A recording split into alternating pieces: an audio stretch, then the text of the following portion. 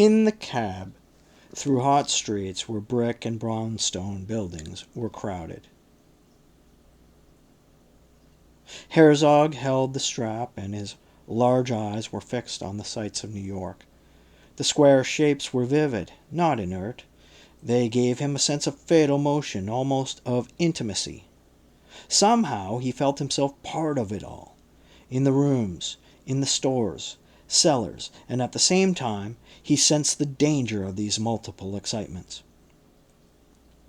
But he'd be all right. He was overstimulated. He had to calm down these overstrained, galloping nerves. Put out this murky fire inside. He yearned for the Atlantic, the sand, the brine flavor, the therapy of cold water. He knew he would think better, clearer thoughts after bathing in the sea. His mother had believed in the good effects of bathing, but she had died so young. He could not allow himself to die yet. The children needed him. His duty was to live, to be sane, and to live, and to look after the kids. This was why he was running from the city now, overheated, eyes smarting. He was getting away from all burdens, practical questions, away also from Ramona. There were times when you wanted to creep into hiding, like an animal. Although he didn't know what lay ahead except the confining train, which would impose rest on him. You can't run in a train. Through Connecticut, Rhode Island, and Massachusetts, as far as Woods Hole. His reasoning was sound. Seashores are good for madmen, provided they're not too mad. He was all ready. The glad rags were in the bag under his feet, and the straw hat with the red and white band, it was on his head. But all at once, the seat of the cab, heating in the sun, he was aware that his angry spirit had stolen forward again, and that he was about to write letters. "Dear Smithers," he began, "the other day at lunch—" "Those bureaucratic lunches which are a horror to me, my hindquarters became paralyzed, my blood fills up with adrenaline, my heart. I try to look right and proper, but my face turns dead with boredom. My fantasy spills soup and gravy on everybody, and I want to scream out or faint away. We were asked to suggest topics for new lecture courses, and I said, what about a series on marriage? I might well have said currants or gooseberries. Smithers is extremely happy with his lot. Birth is very chancy. Who knows what may happen? But his lot was to be Smithers, and that was tremendous luck. He looks like Thomas E. Dewey. The same gap between the front teeth. The neat mustache. Look, Smithers, I do have a good idea for a new course. Your organization men have to depend on the likes of me. The people who come to evening classes are only ostensibly after culture. Their great need, their hunger, is for good sense, clarity, truth, even an atom of it. People are dying. It is no metaphor. For lack of something real to carry home when day is done. See how willing they are to accept the wildest nonsense? Oh, Smithers, my whiskered brother, what a responsibility we bear in this fat country of ours. Think what America could mean to the world. Then see what it is. What a breed it might have produced. But look at us. At you, at me. Read the paper if you can bear to. But the cab had passed 30th Street, and there was a cigar store on the corner which Herzog had entered a year ago to buy a carton of Virginia Rounds for his mother-in-law, Teeny, who lived a block away. He remembered going into the phone booth to tell her he was coming up.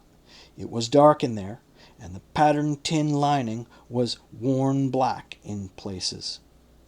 Dear Teeny, perhaps we'll have a talk when I get back from the seashore. The message you sent through Lawyer Simpkin, that you didn't understand why I no longer came to see you, is, to say the least, hard to figure. I know your life has been tough. You have no husband. Tenny and Pontreter were divorced.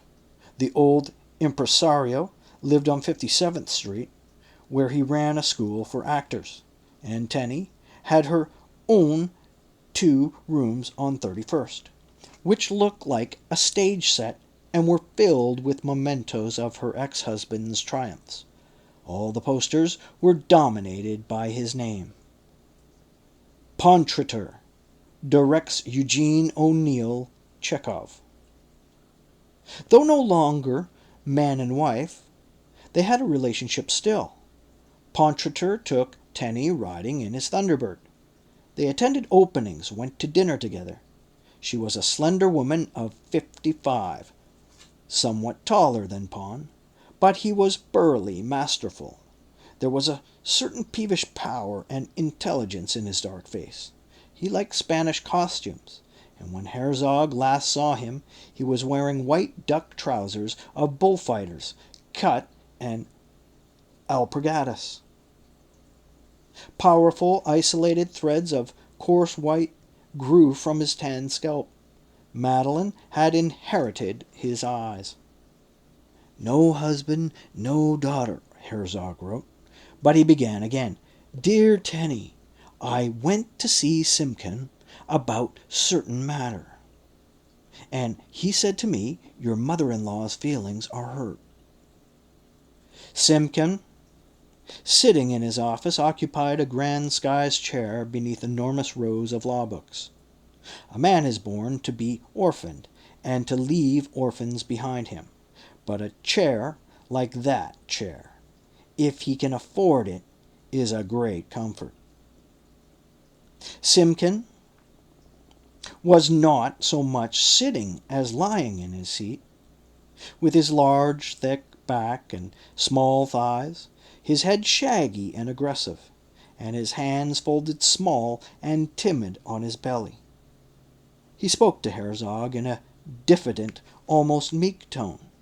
He called him Professor, but not mockingly. Though Simpkin was a clever lawyer, very rich, he respected Herzog. He had a weakness for confused, high-minded people, for people with moral impulses like Moses. Hopeless. Very likely he looked at Moses and saw a grieving, childish man trying to keep his dignity. He noted the book on Herzog's knee, for Herzog typically carried a book to read on the subway or in the bus. What was it that day? Simmel on religion? Tilhard on de Chardin? Whitehead? It's been years since I was really able to concentrate. Anyway, there was Simpkin, short but also burly, eyes wreathed with twisting hairs, looking at him. In conversation his voice was very small, meek, almost faint. But when he answered his secretary's signal and switched on the intercom, it suddenly expanded. He said loudly and sternly, Yeah? Mr. Dienstag on the phone. Who? That schmuck? I'm waiting for that affidavit. Tell him plaintiff will kick his ass if he can't produce it. He better get it this afternoon, that ludicrous schmeggy. Amplified, his tones were oceanic. Then he switched off, and said with resumed meekness to Moses, Vey, I get so tired of these divorces. What a situation! It gets more corrupt.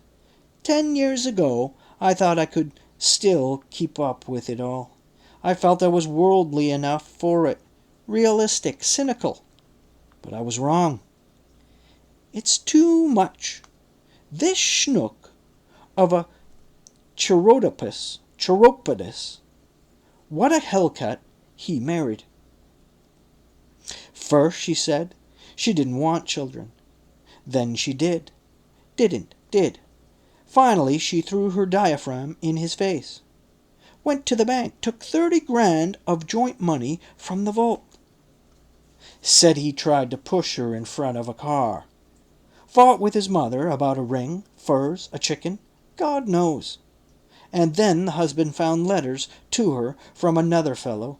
Simpkin rubbed his cunning, imposing head with small hands. Then he showed his small, regular teeth, iron hard, as though about to smile. But this was a reflective preliminary. He gave a compassionate sigh. You know, Professor, Tenny's hurt by your silence. I suppose so, but I can't bring myself to go to her yet. Sweet woman, and what a family of hellers. I'm just passing the message on, because she asked me. Yes, very decent, Tenny. I know. She knitted me a scarf. It took a year. I got it in the mail about a month ago. I should acknowledge it. Yes, why don't you? She's no enemy. Simpkin liked him. Herzog didn't doubt that. But as a practical realist, a man like Simpkin had to perform exercises, and a certain amount of malice kept him in condition. A fellow like Moses Herzog, a little soft-headed or impractical, but ambitious mentally, somewhat arrogant too, a pampered, futile fellow whose wife had just been taken away from him under very funny circumstances. Far funny than the case of the chiropodist, which made Simpkin bring his little hands together with a small cry of mock horror. This Moses was irresistible to a man like Simpkin, who loved to pity and to poke fun at the same time. He was a realty instructor. Many such. I bring them out. Himmelstein is another, but cruel. It's the cruelty that gets me, not the realism. Of course Simpkin knew all about Madeline's affair with Valentine Gersbach. And what he didn't know, his friends Pontreter and Tenny would tell him. Tenny had led a bohemian life for 35 years, following her husband as if she had married a grocer, not a theatrical genius, and she remained a kindly elder sister sort of woman with long legs. But the legs went bad, and her dyed hair turned stiff and quill-like. She wore butterfly-shaped eyeglasses and abstract jewelry. What if I did come to see you? Asked Herzog. Then I'd sit in your parlor, being nice while bursting with the wrongs your daughter did me. The same wrongs you have accepted from Pontreter and forgiven him. She prepares the old man's income tax returns for him, keeps all his records, washes his socks. Last time I saw his socks drying on the radiator in her bathroom. And she had been telling me how happy she was now that she was divorced, free to go her own way and develop her own personality. I'm sorry for you, Tenny. But that beautiful, masterful daughter of yours came to your apartment with Valentine, didn't she? And sent you with your little granddaughter to the zoo while they made love in your bed. He with the gushing red hair, and she with the blue eyes beneath. What am I supposed to do now? Come and sit and talk about plays and restaurants? Tenny would tell him about that Greek place on 10th Avenue. She already had told him half a dozen times. A friend. Pontreter himself, of course, took me to dinner at the Marathon. It was really so different, you know. The Greek people cook ground meat and rice in grape leaves with very interesting spices. Anybody who feels like it can dance solo. The Greek people are very uninhibited. You should see those fat men take off their shoes and dance in front of the whole crowd. Teeny spoke with a girlish sweetness and affection to him, obscurely fond of him. Her teeth were like the awkward second teeth of a 7-year-old child. Oh yes, thought Herzog, her condition is worse than mine.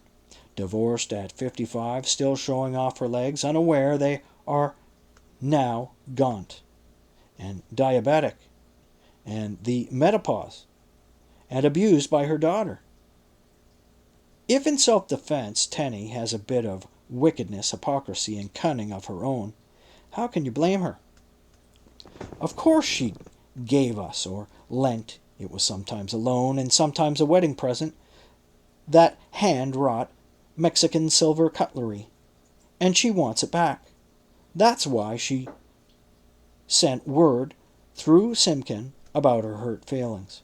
She doesn't want to lose her silver. It's not exactly cynical either. She wants to be friends, and she wants the silver too. It's her treasure. It's in the vault in Pittsfield. Too heavy to lug to Chicago. I'll return it, of course, by and by. I never could hang on to valuables, silver, gold. With me, money is not a medium. I am money's medium. It passes through me. Taxes, insurance, mortgages, child support, rent, legal fees. All this dignified, blundering cost plenty. If I married Ramona, it would be easier, perhaps. The cab was held up by trucks in the garment district. The electric machines thundered in the lofts, and the whole street quivered. It sounded as though cloth were being torn, not sewn. The street was plunged, drowned in these waves of thunder. Through it, a negro pushed a wagon of ladies' coats. He had a beautiful beard and blew a gilt toy trumpet. You couldn't hear him. Then the traffic opened, and the cab rattled in low gear and jerked into second. "For Christ's sake, let's make time," the driver said. They made a sweeping turn into Park Avenue, and Herzog clutched the broken window handle. It wouldn't open. But if it opened, dust would pour in. They were demolishing and razing buildings. The avenue was filled with concrete mixing trucks, smells of wet sand and powdery gray cement. Crashing, stamping, pile driving, below and higher, structural steel, interminably and hungrily, going up into the cooler, more delicate blue. Orange beams hung from the cranes like straws. But down on the street, where the buses were spurting, the poisonous exhaust of cheap fuel, and the cars were crammed together, it was stifling, grinding the racket of machinery and the desperately purposeful crowds. Horrible. He had to get out to the seashore where he could breathe. He ought to have booked a flight. But he had had enough of planes last winter, especially on the Polish airline. The machines were old. He took off from Warsaw Airport in the front seat of a 2-engine LOT plane. Bracing his feet on the bulkhead before him and holding his hat. There were no seat belts. The wings were dented. The cowls scorched. There were mail pouches and crates sliding behind. They flew through angry, spinning snow clouds over white Polish forests, fields, pits, factories, rivers, dogging their banks, in, and a terrain of white and brown diagrams. Anyway, a holiday should begin with a train ride, as it had when he was a kid in Montreal. The whole family took the streetcar to the Grand Trunk station with a basket, frail, splintering wood, of pears overripe, a bargain bought by Jonah Herzog at the Rachel Street Market. The fruit spotty, ready for wasp, just about to decay, but marvelously fragrant. And inside, the train on the worn green bristle of the seats, Father Herzog sat peeling the fruit with his Russian pearl-handled knife. He peeled and twirled and cut with European efficiency. Meanwhile, the locomotive cried, and the iron-studded cars began to move. Sun and girders divided the soot geometrically. By the factory walls the grimy weeds grew. A smell of malt came from the breweries. The train crossed at the St. Lawrence. Moses pressed the pedal, and through the stained funnel of the toilet he saw the river frothing. Then he stood at the window. The water shone and curved on great slabs of rock, spinning into foam at the Lachine Rapids, where it sucked and rumbled. On the other shore was Chognawaga, where the Indians lived in shacks raised on stilts. Then came the burnt summer fields. The windows were open. The echo of the train came back from the straw like a voice through a beard. The engine sowed cinders and soot over the fiery flowers and the hairy knobs of weeds. But that was 40 years behind him. Now the train was ribbed for speed, a segmented tube of brilliant steel. There were no Pears, no Willie, no Shura, no Helen, no Mother. Leaving the cab, he thought how his mother would moisten her handkerchief at her mouth and rub his face clean. He had no business to recall this. He knew, and turned toward Grand Central in his straw hat. He was of the mature generation now, and life was his to do something with, if he could. But he had not forgotten the odor of his mother's saliva on the handkerchief that summer morning in the squat, hollow Canadian station, the black iron and the sublime brass. All children have cheeks, and all mothers spittle to wipe them tenderly. These things either matter or they do not matter. It depends upon the universe, what it is. These acute memories are probably symptoms of disorder. To him, perpetual thought of death was a sin. Drive your cart and your plow over the bones of the dead. In the crowns of the Grand Central Station, Herzog, in spite of all his efforts to do what was best, could not remain rational. He felt it all slipping away from him in the subterranean roar of engines, voices, and feet, and in the galleries with lights like drops of fat in yellow broth and the strong suffocating fragrance of underground New York. His collar grew wet, and the sweat ran from his armpits down his ribs as he bought the ticket, and then he picked up a copy of the Times and was about to get a bar of Cadbury's Carmelo. But he denied himself that, thinking of the money he had spent on new clothes, which would not fit if he ate carbohydrates. It would give the victory to the other side, to let himself grow fat, jowly, sullen, with broad hips and a belly. And breathing hard, Ramona wouldn't like it either, and what Ramona liked mattered considerably. He seriously considered marrying her, notwithstanding that he seemed, just now, to be buying a ticket to escape from her. But this was in her best interest, too. If he was so confused, both visionary and muddy as he felt now, feverish, damaged, angry, quarrelsome, and shaky, he was going to phone her shop. But in his change there was only 1 nickel left, no dimes. He would have to break a bill, and he didn't want candy or gum. Then he thought of wiring her, and saw that he would seem weak if he sent a telegram. On the sultry platform of Grand Central, he opened the bulky Times, with its cut shreds at the edges. Having set the valise on his feet, the hushed electric trucks were rushing by with mail bags, and he stared at the news with a peculiar effort. It was a hostile broth of black print, Moon Race Berlin, Crush-Worn Committee Galactic X-Ray Fulma. He saw 20 paces away the white, soft-faced, and independent look of a woman in a shining black straw hat, which held her head in depth and eyes that, even in the signal-dotted obscurity, reached him with a force she could never be aware of.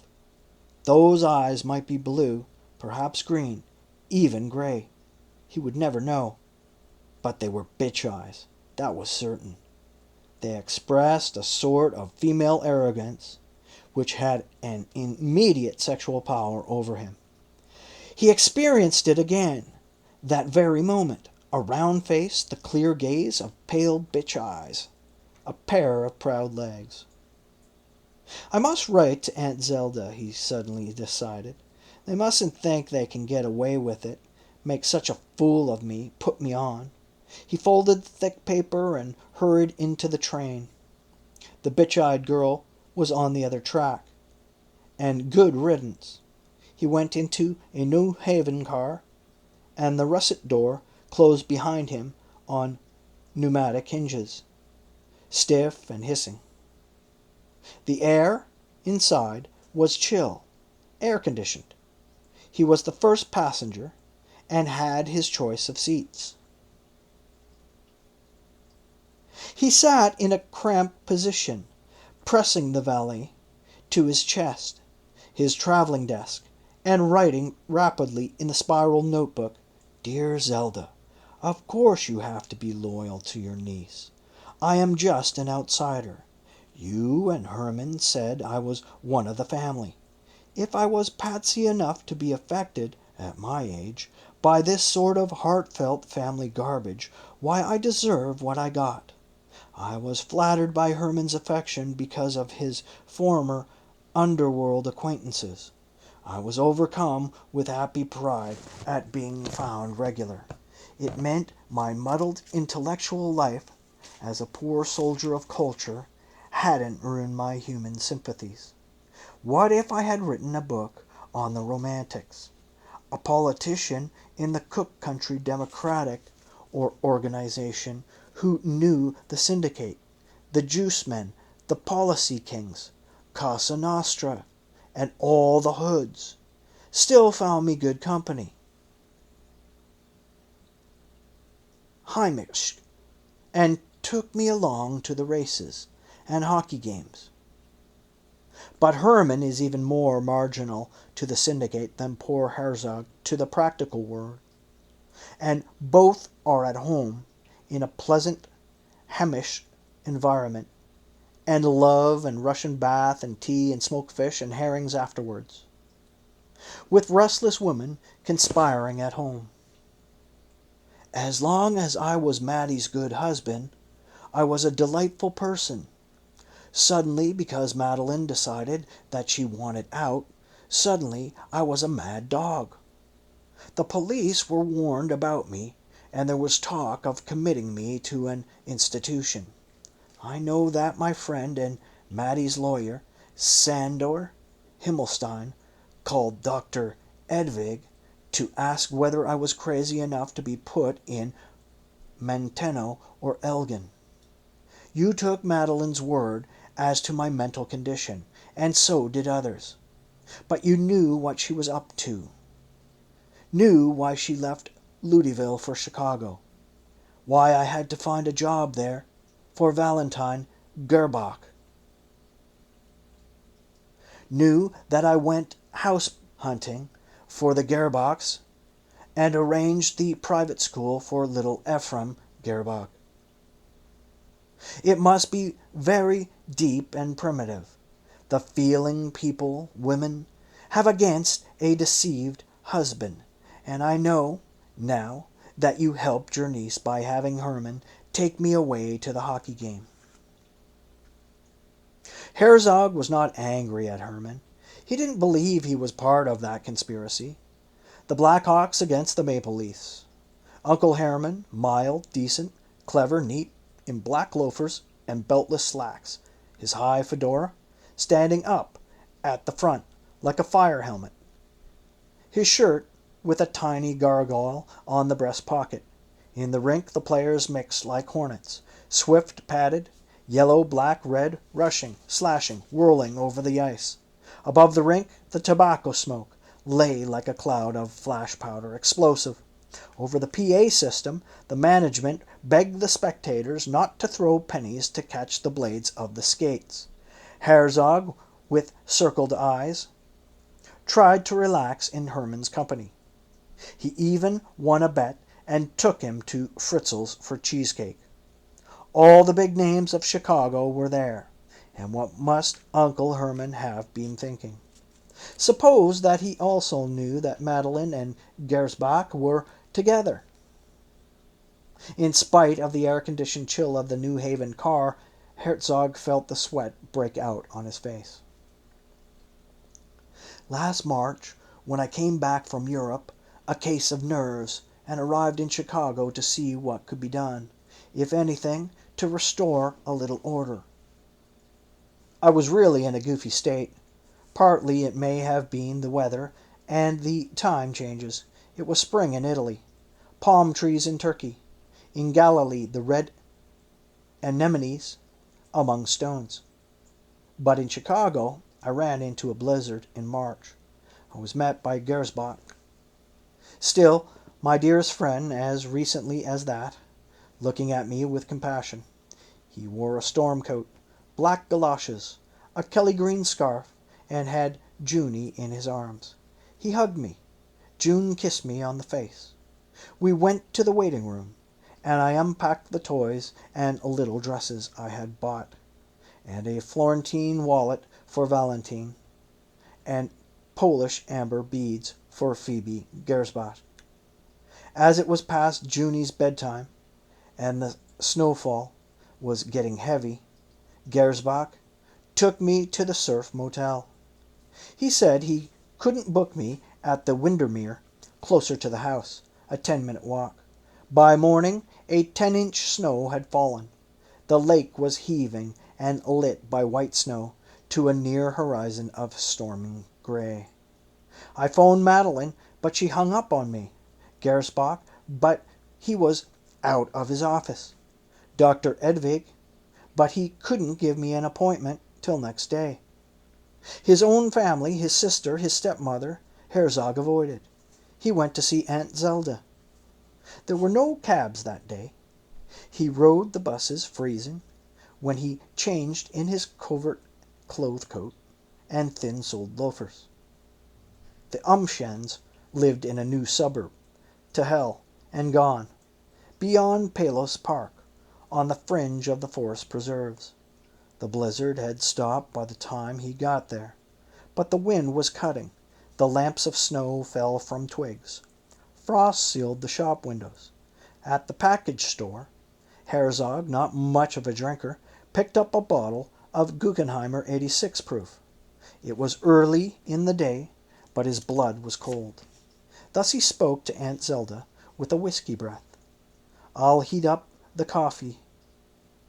"You must be solid ice," she said. In the suburban kitchen of enamel and copper, the white-molded female forms bulged from all sides.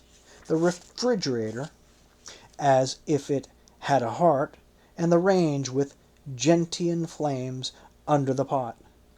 Zelda had made up her face and wore gold slacks and plastic-heeled slippers, transparent. They sat down.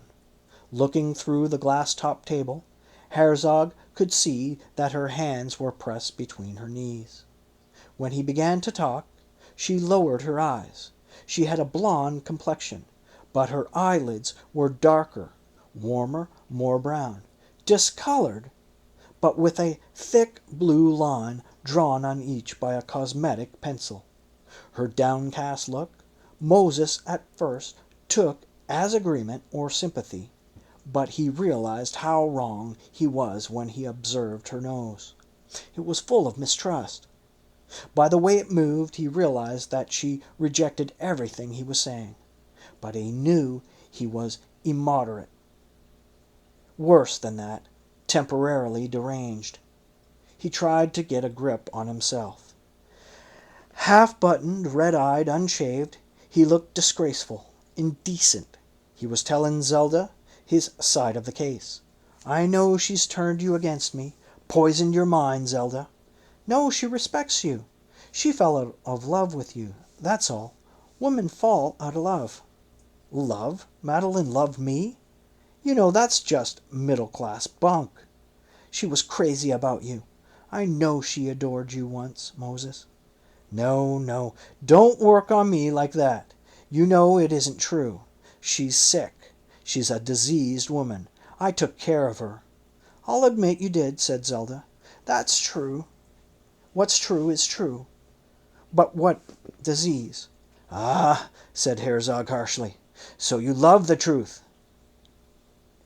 He saw Madeline's influence in this. She was forever talking about the truth. She could not bear lying. Nothing could throw Madeline into a rage so quickly as a lie. And now she had Zelda on the same standard. Zelda with dyed hair as dry as Excelsior, and the purplish lines on her lids, these caterpillar forms. Oh, thought Herzog in the train, the things women apply to their own flesh. And we must go along, must look, listen, heed, breathe in. And now Zelda, her face a little lined, her soft, powerful nostrils dilated with suspicion, and fascinated at his state. There was reality in Herzog now, not seen when he was affable, was giving him the business about truth. Haven't I always leveled with you, she said. I am not just another suburban Hausfrau. You mean because Herman says he knows Luigi Boscola, the hoodlum? Don't pretend you can't understand me. Herzog did not want to offend her. It suddenly was plain that what made her talk like this. Madeline had convinced Zelda that she too was exceptional. Everyone close to Madeline, everyone drawn into the drama of her life became exceptional, deeply gifted, brilliant. It had happened also to him. By his dismissal from Madeline's life, sent back into the darkness, he became again a spectator. But he saw Aunt Zelda was inspired by a new sense of herself. Herzog envied her this closeness to Madeline. Well, I know you aren't like the other wives out there. Your kitchen is different. Your Italian lamps, your carpets, your French provincial furniture, your Westinghouse, your mink, your country club, your cerebral palsy canisters are all different. I am sure you were sincere, not insincere. True insincerity is hard to find. Madeline and I have always been more like sisters, said Zelda. I've loved her no matter how she acted. But I'm glad to say she's been terrific, a serious person. Junk! Just as serious as you are. Returning a husband like a cake dish or a bath towel to Fields. It didn't work out. You have your faults too, I'm sure you won't deny that. How could I? Overbearing, gloomy, you brood a lot. That's true enough. Very demanding. Have to have your own way. She says you wore her out, asking for help, support. It's all correct, and more. I'm hasty, irascible, spoiled, and what else? You've been reckless about women. Since Madeline threw me out, maybe. Trying to get back my self-respect. No, while you were married. Zelda's mouth tightened. Herzog felt himself redden. A thick, hot, sick pressure filled his chest. His heart felt ill, and his forehead instantly wet. He muttered, She made it tough for me, too, sexually. Well, being older, but that's bygones, said Zelda. Your big mistake was to bury yourself in the country so you could finish that project of yours, that study of whatchamajig. You never did wind it up, did you? No, Herzog said. Then what was that all about? Herzog tried to explain what it was about. That his study was supposed to have ended with a new angle on the modern condition, showing how life could be lived by renewing universal connections, overturning the last of the romantic errors about the uniqueness of the self, revising the old Western Faustian ideology, investigating the social meaning of nothingness, and more. But he checked himself, for she did not understand, and this offended her, especially as she believed she was no common Hustfrau. She said, "It sounds very grand. Of course, it must be important. But that's not the point. You were a fool to bury yourself and her, a young woman in the Berkshires, with nobody to talk to.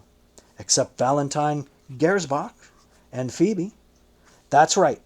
That was bad. Especially Winters. You should have had more sense. That house made a prisoner of her. It must have been just dreary, washing and cooking, and to have to hush the baby. Or you'd raise hell," she said. "You couldn't think when June was crying, and you'd rush from your room hollering. Yes, I was stupid, a blockhead. But that was one of the problems I was working on. You see, that people can be free now, but the freedom doesn't have any content. It's like a howling emptiness." Madeline shared my interest, I thought. She's a studious person. She says you were a dictator, a regular tyrant. You bullied her. "I do seem to be a broken-down monarch of some kind," he was thinking, "like my old man, the princely immigrant and ineffectual bootlegger. And life was very bad in Ludeville. Terrible, I admit. But then, didn't we buy the house because she wanted to? And move out when she wanted to? And didn't I make all the arrangements, even for the garret box? So we could all leave the Berkshires together?" "What else did she complain of?" said Herzog. Zelda considered him for a moment, as though to see whether he was strong enough to take it, and said, "You were selfish." "Ah, that," he understood. "The ejaculatio praecox." His look became stormy. His heart began to pound, and he said, "There was some trouble for a while, but not in the last 2 years, and hardly ever with another woman." These were humiliating explanations. Zelda did not have to believe them, and that made him the pleader and put him at a frightful disadvantage. He couldn't invite her upstairs for a demonstration, or produce affidavits from Wanda Urzinka. Recalling in the still-standing train the thwarted and angry eagerness of these attempted explanations, he had to laugh. Nothing but a wan smile passed over his face. What crooks they were! Madeline, Zelda, others. Some women didn't care how badly they damaged you. A girl, in Zelda's view, had a right to expect from her husband nightly erotic gratification, safety, money, insurance, furs, jewelry, cleaning women, drapes, dresses, hats, nightclubs, country clubs, automobiles, theater. "No man can satisfy a woman who doesn't want him," said Herzog. "Well, isn't that your answer?" Moses started to speak, but he felt that he was going to make another foolish outcry. His face pallid again, and he kept his mouth shut. He was in terrible pain. It was so bad that he was far past claiming credit for his power to suffer, as he had at times done. He sat silent, and heard the clothes-dryer below whirling. "Moses," said Zelda, "I want to make sure of one thing." "What?" "Our relationship." He was no longer looking at her darkened, painted lids, but into her eyes, bright and brown. Her nostrils tensed softly. She showed him her sympathetic face. "We still are friends," she said. "Well," said Moses, "I'm fond of Herman, of you. I am your friend, and I'm a truthful person." He saw himself in the train window, hearing his own words clearly. "I think you're on the level. You believe me, don't you? I want to, naturally. You should. I've got your interest at heart, too. I keep an eye on little June. I'm grateful for that. But Madeline is a good mother, and you don't have to worry. She doesn't run around with men. They phone her all the time, chasing after her. Well, she is a beauty, and a very rare type, too. because she is so brilliant. Down there in Hyde Park, as soon as everybody knew about the divorce, you'd be surprised who all started to call her. Good friends of mine, you mean? If she was just a fly-by-night, she could have had her choice of men. But you know how serious she is. Anyhow, people like Moses Herzog don't grow on bushes either. With your brains and charm, you won't be easy to replace. Anyhow, she's always at home. She's rethinking everything, her whole life. And there is nobody else. You know you can believe me. Of course, if you considered me dangerous, it was your duty to lie. And I know I looked bad. My face swelled up, eyes red and wild. Female deceit, though, is a deep subject. Thrills of guile, sexual complicity, conspiracy, getting in on it. I watched you bully Herman to get a second car, and I know how you can bitch. You thought I might kill Maddie and Valentine. But when I found out, why didn't I go to the pawn shop and buy a gun? Simpler yet, my father left a revolver in his desk. It's still there, but I'm no criminal. Don't have it in me. Frightful to myself instead. Anyway, Zelda, I see you had tremendous pleasure, double excitement, lying from an overflowing heart. All at once the train left the platform and entered the tunnel. Temporarily in darkness, Herzog held his pen. Smoothly the trickling walls passed. In dusty niches bulbs burned, without religion. Then came a long incline, and the train rose from underground and rode in sudden light on the embankment above the slums, Upper Park Avenue. In the East 90s, an open hydrant gushed, and kids in clinging drawers leaped screaming. Now came Spanish Harlem, heavy, dark, and hot, and Queens far off, to the right, a thick document of brick, veiled in atmospheric dirt. Herzog wrote, "We'll never understand what women want. What do they want? They eat green salad and drink human blood." Over Long Island Sound, the air grew clearer. It gradually became very pure. The water was level and easy, soft blue, the grass brilliant, spattered with wildflowers. Plenty of myrtle among these rocks, and wild strawberries blossoming. I now know the whole family nasty perverted truth about Madeline. Much to think about. He now had ended. But at the same high rate of speed, Herzog streaked off on another course, writing to an old friend in Chicago, Lucas Ashfalter, a zoologist at the university. "What's gotten into you? I often read human interest paragraphs, but I never expect them to be about my friends. You can imagine how it shook me to see your name in the Post. Have you gone crazy?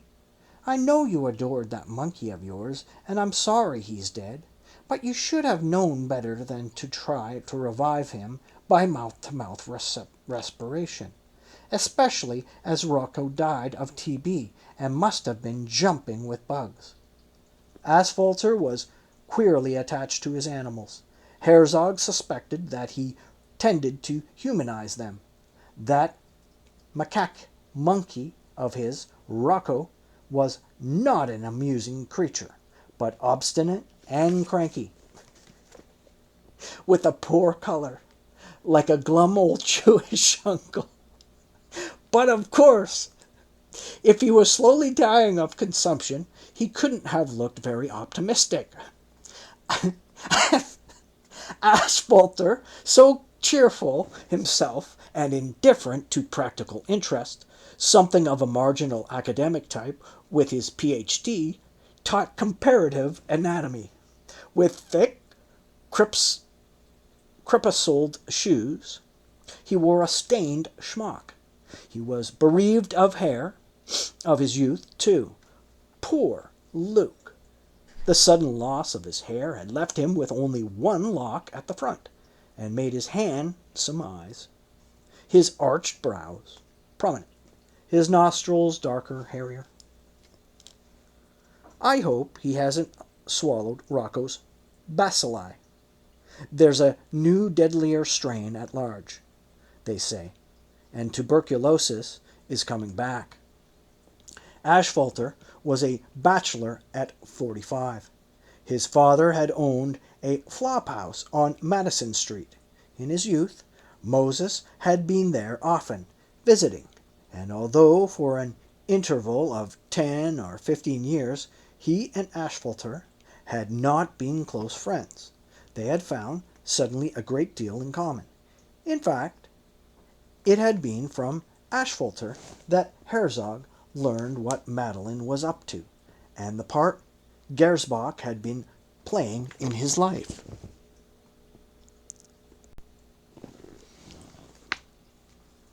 Ashfalter was a bachelor of 45. His father had owned a flophouse on Madison Street.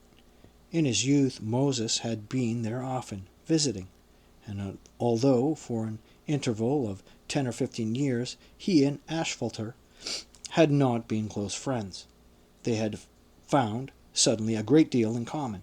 In fact, it had been from Ashfalter that Herzog learned what Madeline was up to, and the great part Gersbach had been playing in his life. "Hate to tell you this, Moses," said Ashfalter in his office, "but you're mixed up with some awful nuts." This was 2 days after the March blizzard. You wouldn't have known it had been raging winter that same week. The casement window was open on the quadrangle. All the grimy cottonwoods had sprung to life, released red catkins from their sheaths. These dangled everywhere, perfuming the grey courtyard with its shut-in light. Rocco, with sick eyes, sat on his own straw chair, his look lustreless, his coat and color of stewed onions. "I can't stand to see you knock yourself out," Ashfalter said. "I'd better tell you. We have a lab assistant here who sits with your little girl, and she's been telling me about your wife." "What about her?" "And Valentine Gersbach. He's always there, on Harper Avenue." "Sure, I know. He's the only reliable person on the scene. I trust him. He's been an awfully good friend." "Yes, I know, said Ashfalter. His pale, round face was freckled, and his eyes large, fluid, dark, and for Moses' sake, bitter in their dreaminess. "I certainly know. Valentine's quite an addition to the social life of Hyde Park, what's left of it. How did we ever get along without him? He's so genial. He's so noisy with those Scotch and Japanese imitations and that gravel voice. He drowns all conversation out. Full of life. Oh, yes, he's full of it. And because you brought him here, everybody thinks he's your special pal. He says so himself. Only what?" Tense and quiet, Ashfalter asked, "Don't you know?" He became very pale. "What should I know?" "I took it for granted because your intelligence is so high, way off the continuum, that you knew something or suspected." Something frightful was about to descend on him. Herzog nerved himself for it. "Madeline, you mean?" "I understand, of course. That's by and by, because she's still a young woman. She will—" No, said Ashfalter. "Not by and by." He blurted it out. "All the while." "Who?" said Herzog.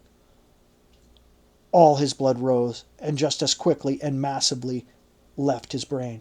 "You mean Gersbach?" "That's right."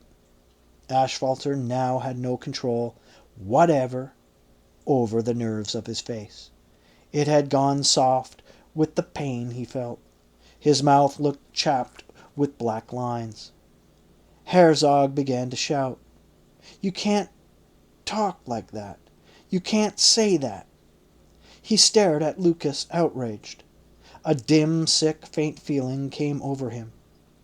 His body seemed to shrink abruptly, drained, hollowed, numb. He almost lost consciousness. "Open your collar," said Ashfalter. "My God, you aren't fainting, are you?" He began to force Herzog's head down between the knees. He said. "Let up," said Moses. But his head was hot and damp, and he sat doubled over while Ashfalter gave him first aid. All the while the large brown monkey, with arms folded over his chest and red, dry eyes, was looking on, silently disseminating his grimness. Death, thought Herzog, the real thing. The animal was dying. "You better," Ashfalter said. "Just open a window. These zoology buildings stink." "The window is open. Here, drink some water." He handed Moses a paper cup. "Take one of these. Take this first, and then the green and white. Prozine. I can't get the cotton out of the bottle. My hands are shaking." Herzog refused the pills. "Look, is this really true about Madeline and Gersbach?" he said. Intensely nervous, pale, warm, looking at him with his dark eyes, his mottled face, Ashfalter said, "Christ, you don't think I'd invent such a thing? I probably haven't been tactful. I thought you must have had a pretty good idea. But it's absolutely true." Ashfalter, in his soiled lab coat, put it to him with a complicated, helpless gesture. "I lay it all before you," was what it said. His breathing was labored. "You didn't know anything?" "No." "But doesn't it make sense? Doesn't it add up now?" Herzog rested his weight on the desk, knitting his fingers tightly. They stared at the dangling catkins, reddish and violet. Not to burst, not to die, to stay alive, was all he could hope for. "Who told you?" he said. "Geraldine." "Who?" "Jerry. Geraldine Portney. I thought you knew her. Maddie's sitter. She's down in the anatomy lab." "What?" "Human anatomy. In the med school, around the corner. I go out with her. In fact, you know her. She was in one of your classes. Do you want to talk to her?" "No," said Herzog violently. "Well, she's written you a letter. She gave it to me and said she'd leave it up to me whether I should hand it over or not." "I can't read it now." "Take it," said Ashfalter. "You may want to read it later." Herzog stuffed the envelope into his pocket. He was wondering, as he sat in the plush seat of the train, holding his valet desks, and leaving New York State at 70 miles per hour, why he hadn't cried in Ashfalter's office. He could burst into tears easily enough, and he was not inhibited with Ashfalter. They were such old friends, so similar in their lives, their backgrounds, their habits, temperaments. But when Ashfalter raised the lid, revealed the truth, something bad was released in his office, overlooking the quadrangle, like an odor, hot and raw, or a queer human fact, almost palpable. Tears were not relevant. The cause was too perverse altogether, too odd for all concerned. And then, too, Gersbach was a frequent weeper of distinguished emotional power. The hot tear was often in his magnanimous, ruddy brown eye. Only a few days earlier, when Herzog landed at O'Hare and hugged his little daughter, Gersbach had been there, a powerful, burly figure with tears of compassion in his eyes. So evidently, thought Moses, he's fucked up weeping for me, too. At moments, I dislike having a face, a nose, lips, because he has them. Yes, the shadow of death was on Rocco then. Damn unpleasant, said Ashfalter. He smoked a bit and put out his cigarette. The tray was filled with long butts. He used up 2 or 3 packs a day. Let's have some drinks. Let's all have dinner tonight. I'm taking Geraldine to the Beachcomber near North. You can size her up yourselves. Now Herzog had to consider some strange facts about Ashfalter. It's possible that I influenced him. My emotionalism transmitted itself to him. He had taken that brooding, hairy Rocco into his heart. How else could you account for such agitation? Lifting Rocco in his arms and forcing his lips open, breathing mouth to mouth. I suspect Luke may be in a very bad way. I must try to think about him as he is strangeness and all. You'd better take the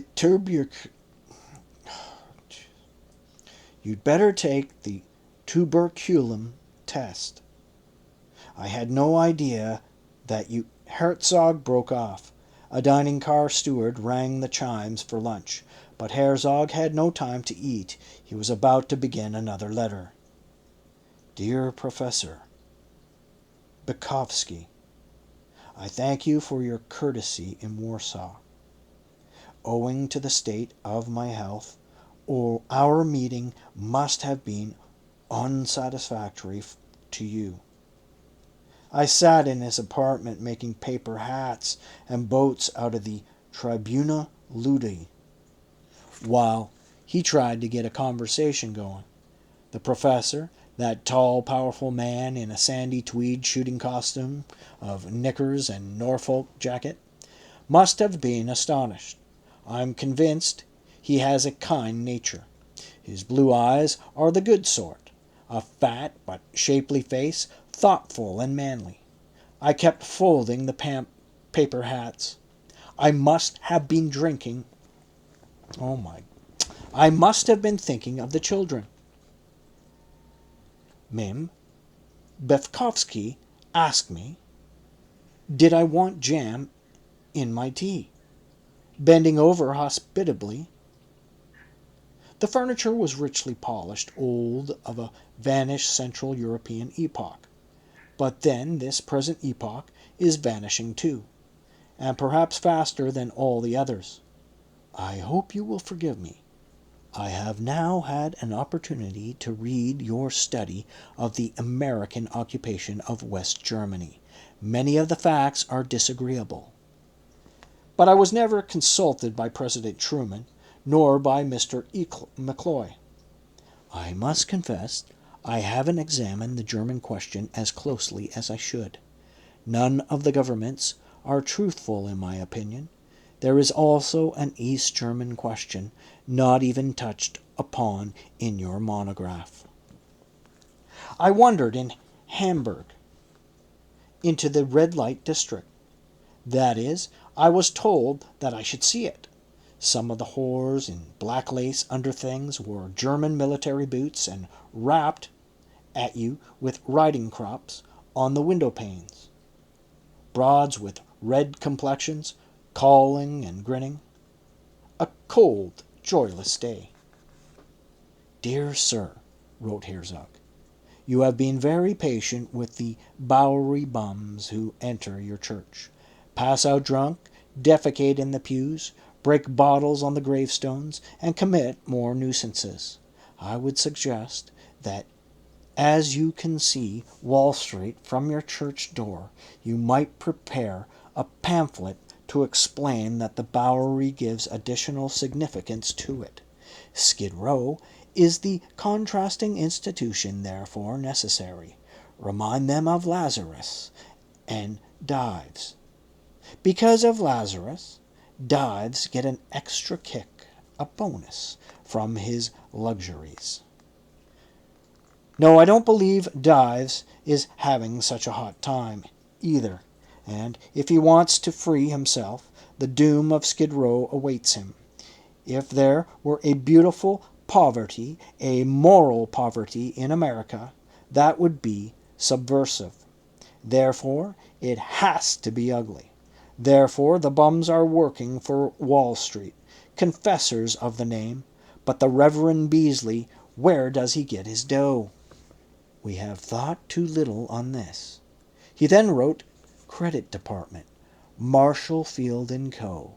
I am no longer responsible for the debts of Madeline B. P. Herzog. As of March 10th, we cease to be husband and wife. So don't send me any more bills. I was knocked over by the last, more than $400, for purchases made after the separation. Of course, I should have written sooner to what is called the Credit Nerve Center. Is there such a thing? Where can you find it? But I temporarily lost my bearings.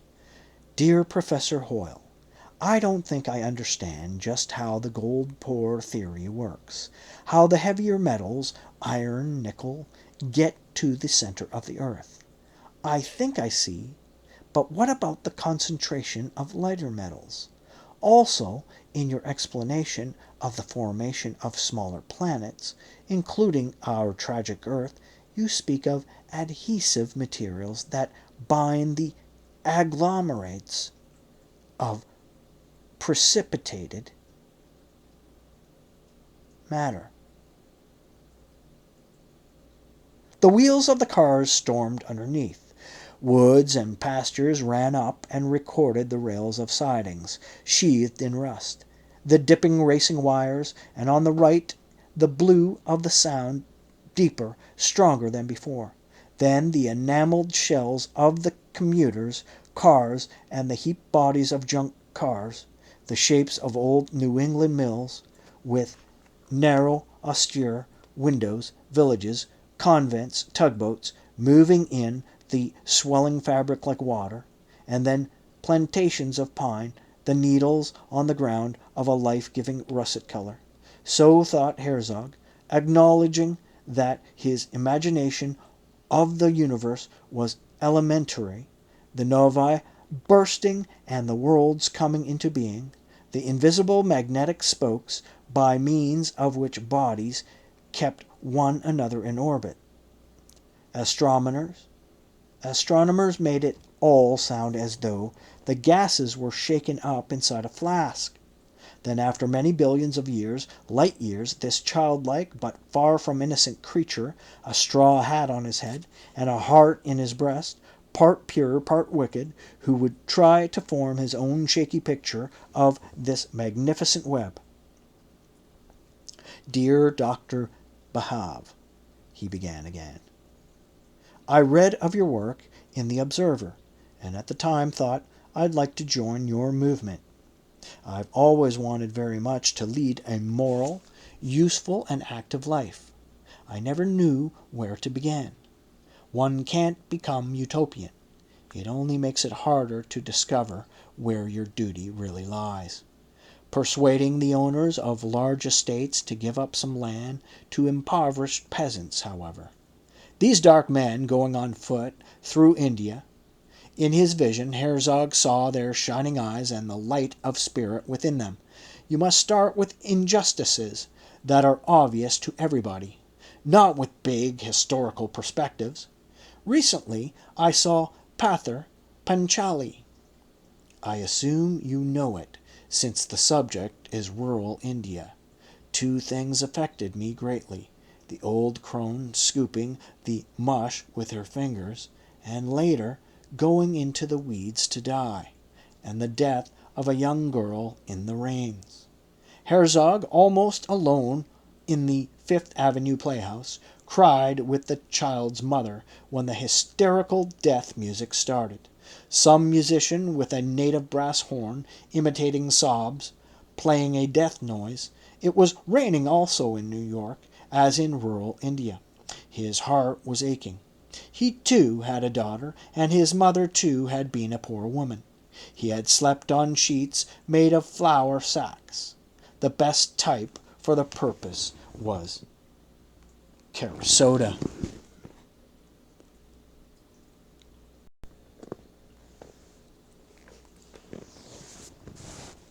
What he had vaguely in mind was to offer his house and property in Louisville to the Bahav movement. But what could Bahav do with it? Send Hindus to the Berkshires? It wouldn't be fair to them. Anyway, there was a mortgage. A gift should be made in what they call fee simple, and for that I'd have to raise another $8,000, and the Internal Revenue wouldn't give me a deduction on it. Foreign charities probably don't count. Bahav would be doing him a favor. That house was one of his biggest mistakes. It was bought in a dream of happiness, an old ruin of a place but with enormous possibilities. Great old trees, formal gardens he could restore in his spare time. The place had been deserted for years. Duck hunters and lovers would break in and use it, and when Herzog posted the property, the lovers and the hunters played jokes on him. Someone came in the night and left a used sanitary napkin in a covered dish on his desk, where he kept bundles of notes for his romantic studies. That was his reception by the natives. A momentary light of self-humor passed over his face as the train flashed through meadows and sunny pines. Suppose I accepted the challenge. I could be Moses, the old Jew-man of Louisville, with a white beard, cutting the grass under the waistline with my antique reel mower, eating woodchucks. He wrote to his cousin Asher in Beersheba. I mention an old photograph of your father in his czarist uniform. I have asked my sister Helen to look for it. Asher had served in the Red Army and was wounded. He was now an electro-welder, a moody-looking man with strong teeth. He went with Moses to visit the Dead Sea. It was sultry. They sat down in the mouth of the salt mine to cool off. Asher said, "Don't you have a picture of my father?" Dear Mr. President, I listened to your recent optimistic message on the radio and thought that in respect to taxes, there was little to justify your optimism. The new legislation is highly discriminatory, and many believe it will only aggravate unemployment problems by accelerating automation. This means that more adolescent gangs will dominate the under-policed streets of big cities. Stresses of overpopulation, the race question. Dear Dr. Professor Heidegger, I should like to know what you mean by the expression, the fall into the quotidian. When did this fall occur? Where were we standing when it happened? Mr. Emmett Strawforth, U.S. Public Health Service. He wrote, Dear Emmett, I saw you on television making a damn fool of yourself. Since we were undergraduates together, M.E. Herzog, 38, I feel free to tell you what I think of your philosophy. Herzog crossed this out and readdressed his letter to the New York Times. Again, a government scientist, Dr. Emmett Strawforth, has come forward with the philosophy of risk in the controversy over fallout, to which has now been added the problem of chemical pesticides, contamination of groundwater, etc. I am as deeply concerned with the social and ethical reasoning of scientists as I am with those other forms of poisoning. Dr. Strawforth on Rachel Carson, Dr. Teller on the genetic effects of radioactivity. Recently, Dr. Teller argued that the new fashion of tight pants, by raising body temperatures, could affect the gonads more than fallout. People greatly respected in their generation often turn out to be dangerous lunatics. Take Field Marshal Haig. He drowned hundreds of thousands of men in the mud-holes of Flanders. Lloyd George was obliged to sanction this because Haig was such an important and respected leader. Such people simply have to be allowed to do their stuff. How paradoxical it is that a man who uses heroin must get a 20-year sentence for what he does to himself.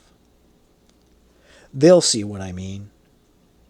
Dr. Strawforth says we must adopt his philosophy of risk with regard to radioactivity, since Hiroshima, and Mr. Truman calls people bleeding hearts when they question his Hiroshima decision, life in civilized countries, because they survive through a balance of terror, stands upon a foundation of risks. So argues Dr. Strawforth. But then he compares human life to risk capital in business. What an idea! Big business takes no chances, as the recent stockpiling investigation showed. I should like to call your attention to one of the de Tocqueville's prophecies. He believed modern democracies would produce less crime, more private vice. Perhaps he should have said less private crime, more collective crime. Much of this collective or organizational crime has the object precisely of reducing risk. Now I know it's no cinch to manage the affairs of this planet, with its population exceeding 2 billion. The number itself is something of a miracle, and throws our practical ideas into obsolescence.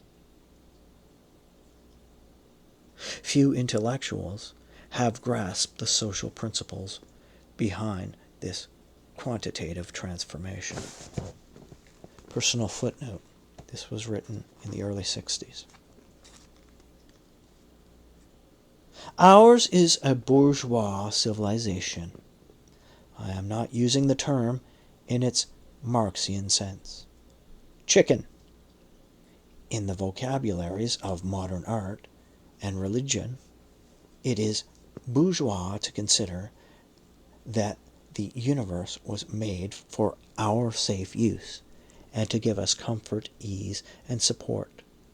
Light travels at 250,000 miles per second, so that we can see to comb our hair, or to read in the paper that ham hocks are cheaper than yesterday. De Tocqueville considered the impulse toward well-being as one of the strongest impulses of a democratic society. He can't be blamed for underestimating the destructive powers generated by this same impulse. You must be out of your mind to write to the Times like this. There are millions of bitter Voltairian types whose souls are filled with angry satire and who keep looking for the keenest, most poisonous word. You could send in a poem instead, you nitwit. Why would you be more right out of sheer distraction than they are out of organization? You ride in their trains, don't you? Distraction didn't build the railroad. Go on, write a poem and kill 'em with bitterness. They print little poems as fillers on the editorial page. But he continued his letter nevertheless. Nietzsche, Whitehead, and John Dewey wrote on the question of risk. Dewey tells us that mankind distrusts its own nature and tries to find stability beyond or above, in religion or philosophy. To him, the past often means the erroneous. But Moses checked himself. Come to the point. But what was the point? The point was that there were people who could destroy mankind, and that they were foolish and arrogant, crazy, and must be begged not to do it. Let the enemies of life step down. Let each man now examine his heart. Without a great change of heart, I would not trust myself in a position of authority. Do I love mankind? Enough to spare it, if I should be in a position to blow it to hell. Now let us all dress in your shrouds and walk on, Washington and Moscow. Let us lie down, men, women, and children, and cry, "Let life continue. We may not deserve it, but let it continue." In every community, there is a class of people profoundly dangerous to the rest.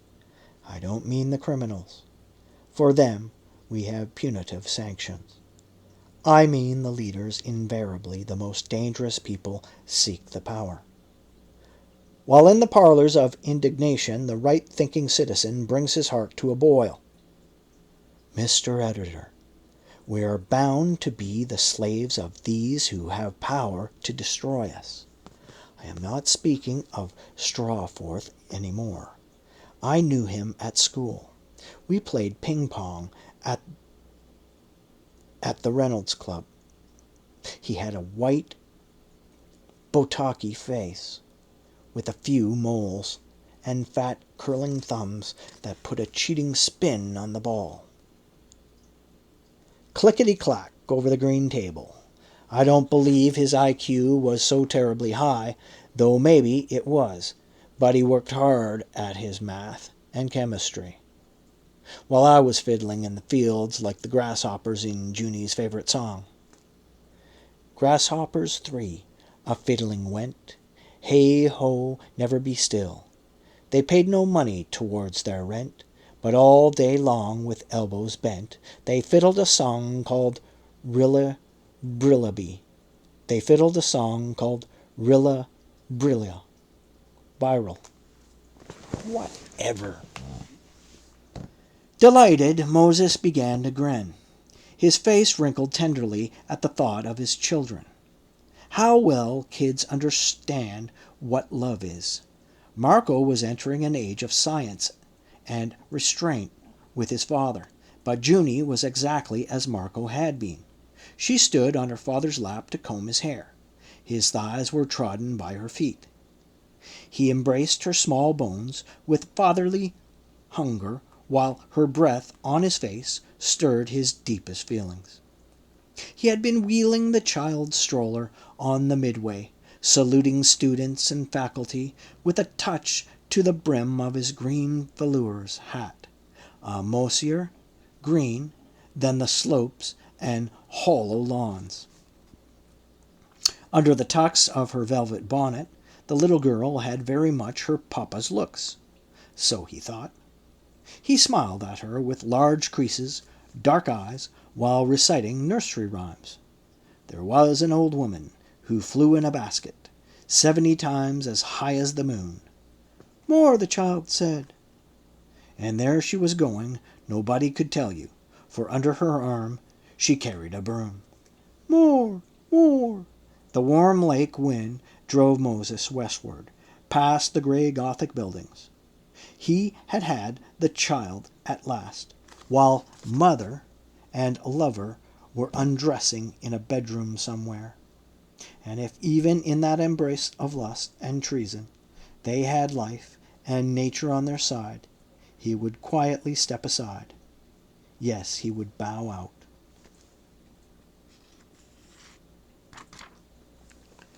The conductor, one of an ancient vanishing breed, his gray-faced conductor, took the ticket from Herzog's hatman. As he punched it, he seemed about to say something. Perhaps the straw hat carried him back to old times, but Herzog was finishing his letter. Even if Strawworth were a philosopher king, should we give him the power to tamper with the genetic foundations of life, pollute the atmosphere and the waters of the earth? I know it is cranky to be indignant, but the conductor left a punched cardboard slip under the metal of the seat number and went away, leaving Moses still writing on his valise. He might have gone to the club car, of course, where there were tables, but there he'd have to buy drinks, talk to people. Besides, he had one of the most essential letters to write to Dr. Edvig, the psychiatrist in Chicago. "So, Edvig," Herzog wrote, "you turn out to be a crook too. How pathetic." But this was no way to begin. He started over. "My dear Edvig, I have news for you." Ah, yes, much better this way. A provoking thing about Edvig was that he behaved as if he were the one with all the news. This calm, Protestant Nordic Anglo-Celtic Edvig, with his grizzled little beard, clever waving mounting hair, and glasses round, clean and glittering. "Admittedly, I came to you in a bad way.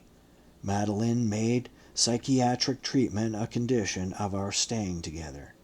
If you remember, she said I was in a dangerous mental state. I was allowed to choose my own psychiatrist. Naturally, I picked one who had written on Barth, Tilch, Brunner, etc., especially since Madeline, though Jewish, had had a Christian phase as a Catholic convert, and I hoped you might help me to understand her. Instead, you went for her yourself. You did. It's undeniable. The more you learned from me that she was beautiful, had a brilliant mind, by no means sane, and was religious to boot. And she and Gersbach managed and planned every step I took. They figured a head shrinker could help ease me out. A sick man, exceptionally neurotic, perhaps even hopeless. Anyway, the cure would keep me busy, absorbed in my own case. 4 afternoons a week they knew were where I was, on the couch, and so were safe in bed. I was near the point of breakdown the day I came to see you. Wet weather, trickling snow, the overheated bus.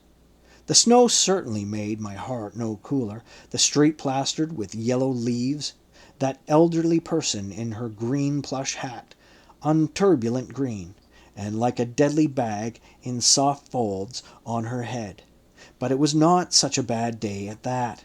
Edvig said I was not off my rocker, simply a reactive depressive. But Madeline says I'm insane. That I, eager and trembling, his sore spirit distorted his face, swelled his throat painfully. But he was encouraged by the kindness of Edvig's bearded smile. He then did his best to draw Edvig out, but all he would tell him that day was that depressives tended to form frantic dependencies and to become hysterical when cut off, when threatened with loss. And of course, he added, from what you tell me, you haven't been guiltless, and she sounds like an angry person to begin with. When did she lapse from the church? I'm not sure. I thought she was through long ago, but last Ash Wednesday she had the spot on her forehead. I said, Madeline, I thought you stopped being a Catholic. But what do I see between your eyes? Ashes? But she said, I don't know what you're talking about. She tried to pass it off as one of my delusions or something, but it was no delusion. It was a spot, I swear it. Was at least half a spot. But her attitude seemed to be a Jew like me. What would I know about this stuff? Herzog could see that Edvig was fascinated by every word about Madeline. Nodding, he raised his head, his chin rose at every sentence. He touched his neat beard, his lenses glittered. He smiled. You feel she's a Christian? She feels I'm a Pharisee. She says so. Ah, Edvig sharply commented. Ah, what? Moses said. You agree with her? How can I? I scarcely know you. But what do you think of the question? Do you think that any Christian in the 20th century has the right to speak of Jewish Pharisees? From a Jewish standpoint, you know this hasn't been one of your best periods. But do you think your wife has a Christian outlook? I think she has some home-brewed, otherworldly point of view. Herzog sat straighter in his chair and pronounced his words with slight portentousness, perhaps. I don't agree with Nietzsche that Jesus made the whole world sick, infected it with his slave morality. But Nietzsche himself had a Christian view of history, seeing the present moment always as some crisis, some fall from classical greatness, some corruption or evil to be saved from. I call that Christian. And Madeline has it all right. To some extent, many of us do. Think we have to recover from some poison, need saving, ransoming. Madeline wants a savior, and I for her, I'm no savior. This was the kind of thing Edviges apparently expected from Moses. Shrugging and smiling, he took it all as analytic material, and seemed very pleased. He was a fair, mild man. His shoulders had a certain slender squareness, old-fashioned, with pink, nearly colorless frames. His glasses made him drabby, humbly thoughtful and medical. By degrees, and I don't quite know how it happened, Madeline became the principal figure in the analysis, and dominated it as she dominated me, and came to dominate you. I began to notice how impatient you were to meet her. Because of the unusual facts of the case, you said you had to interview her. By and by, you were deep in discussions of religion with her. And finally, you were treating her too. You said you could see why she had fascinated me. And I said, I told you she was extraordinary. She's brilliant. The bitch a terror. So you know, at least, if I was stoned out of my skull, as they say, it was by no ordinary woman. As for Maddie's, she enriched her record by conning you. It all added to her depth, and because she was getting her Ph.D. in Russian religious history, I guess, your sessions with her, at $25 a throw, were for several months a course of lectures on Eastern Christianity. After this, she began to develop strange symptoms. First, he accused Moses of hiring a private detective. First, she accused Moses of hiring a private detective to spy on her. She began this accusation with the slightly British diction he had learned to recognize as a sure sign of trouble. I should have thought, she said, you have been far too clever to engage such an obvious type. Engaged, said Herzog. Whom have I engaged? I mean that horrible man, that stinking fat man in the sports coat. Madeline, absolutely sure of herself, flashed him one of her terrible looks. I defy you to deny this. And it's simply beneath contempt. Seeing how pale she had become, he cautioned himself to be careful, and above all not to mention the British manner. But, Maddie, this is simply a mistake. It is no mistake. I never dreamed you might be capable of this. But I don't know what you're talking about. Her voice began to rise and tremble. She said fiercely, You son of a bitch! Don't give me this soft treatment. I know all of your fucking tricks. Then she shrieked, This must stop. I will not have a dick tailing me. Staring, those marvelous eyes grew red.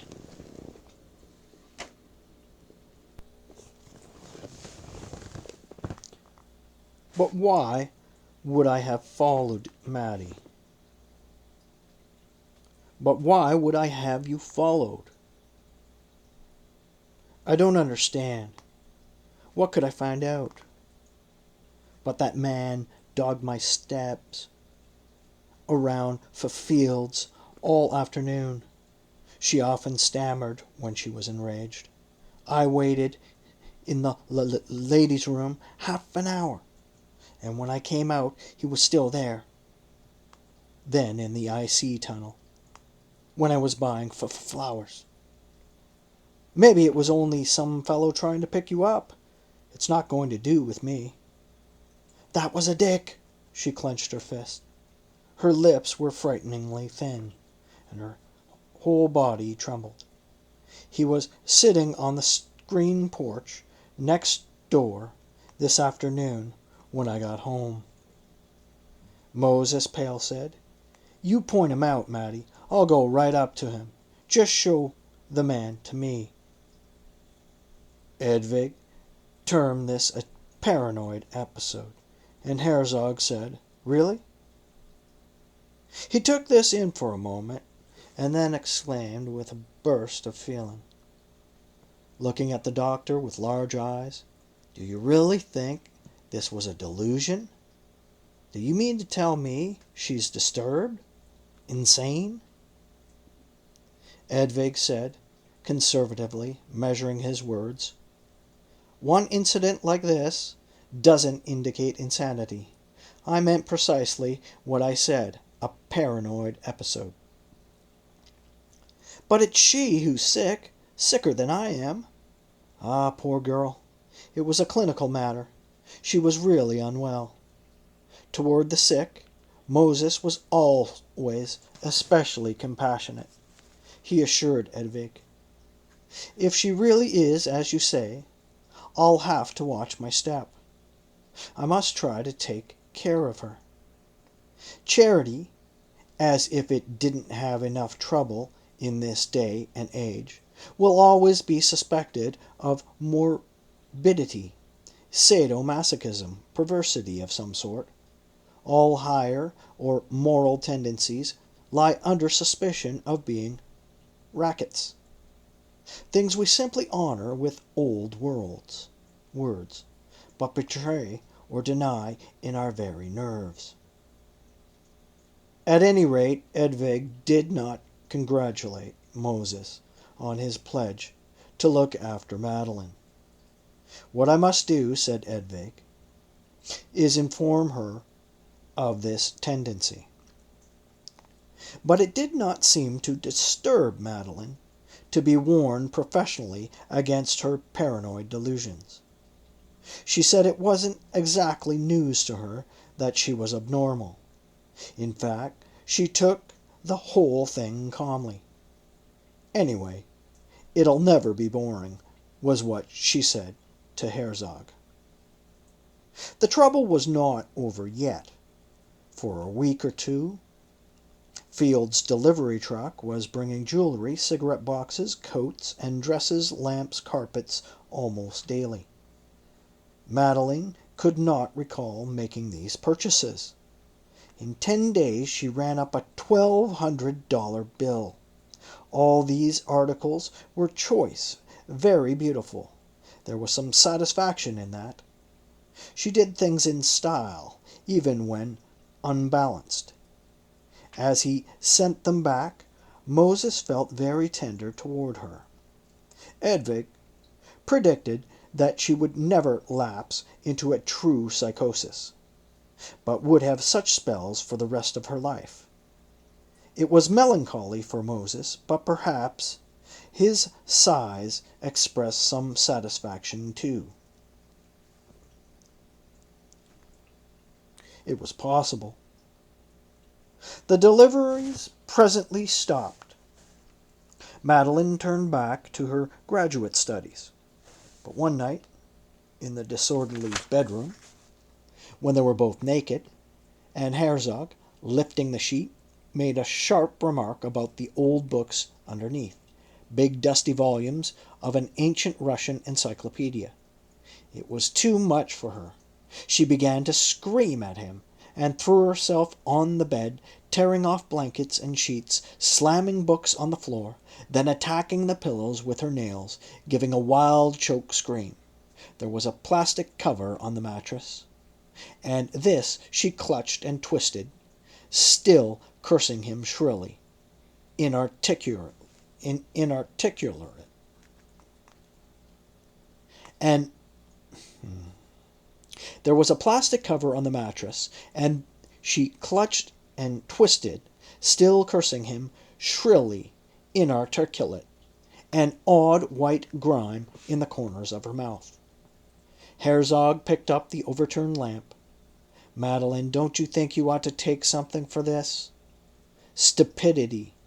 He reached out a hand to soothe her, and at once she straightened and hit him in the face, too clumsily to hurt him. She jumped at him, with her fist not pummeling womanlike, but swinging like a street fighter with her knuckles. Herzog turned and took these blows on his back. It was necessary. She was sick. "Maybe it's just as well that I didn't hit her. I might have won back her love.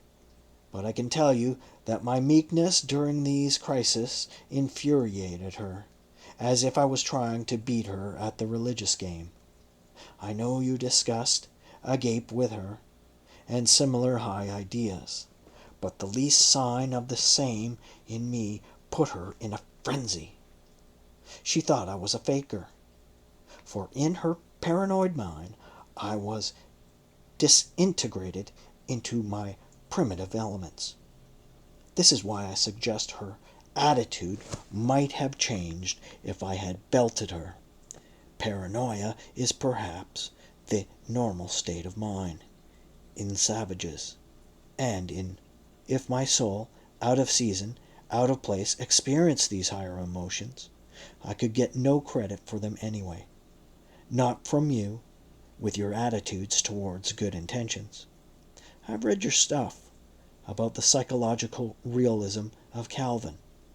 I hope you don't mind my saying that it reveals a lousy, cringing, grudging conception of human nature. This is how I see your Protestant Freudianism." Edvig sat calmly through Herzog's description of the assault in the bedroom, smiling a bit. Then he said, "Why do you suppose it happened?" "Something about the books, maybe. Interference with her studies. If I say the house is dirty, it stinks. She thinks I'm criticizing her mind and forcing her back into housework. Disrespectful of her rights as a person." Edvig's emotional responses were satisfactory. Edvig's emotional responses were unsatisfactory. When he needed a feeling reaction, Herzog had to get it from Valentine Gersbach. Accordingly, he took his troubles to him, but first, ringing Gersbach's doorbell, he had to face the coldness, he couldn't understand it, of Phoebe Gersbach, who answered. She was looking very gaunt, dry, pale, strained. Of course, the Connecticut landscape raced, rose, contracted, opened its depths, and the Atlantic water shone, of course. Phoebe knew her husband was sleeping with Madeline, and Phoebe had only one business in life, one aim: to keep her husband and protect her child. Answering the bell, she opened the door on foolish, suffering Herzog. He had come to see his friend. Phoebe was not strong. Her energy was limited. She must have been past the point of irony. And as for pity, what would she have pitied him for? Not adultery. That was too common to be taken seriously by either of them. Anyway, to her, having Madeline's body would never seem a big deal. She might have pitied Herzog's stupid egg-headedness, his clumsy way of putting his troubles into high-minded categories, or simply his suffering. But she probably had only enough feeling for the conduct of her own life, and no more. Moses was sure that she blamed him for aggravating Valentine's ambitions. Versbach The public figure, Versbach the poet, the television intellectual, lecturing at the Hadassah on Martin Buber. Herzog himself had introduced him to cultural Chicago. "Val's in his room," she said. "Excuse me, I've got to get the kid ready for temple." Versbach was putting up bookshelves. Deliberate, heavy, slow-moving, he measured the wood, the wall, the jotted figures on the plaster. He handled the level masterfully, looked over the toggle bolts. With his thick, ruddy, dark, judicious face, and his broad chest, and his artificial leg, which made him stand tilted, he concentrated on the choice of a bit for the electric drill as he listened to Herzog's account of Madeline's strange assault.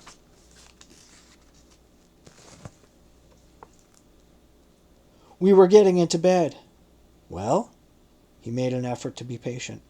"Both naked." "Did you try anything?" said Gersbach.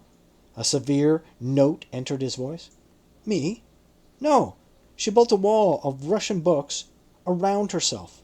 Vladimir of Kiev, Tikhon, Zadonsky, in my bed. It's not enough they persecuted my ancestors. She ransacks the library.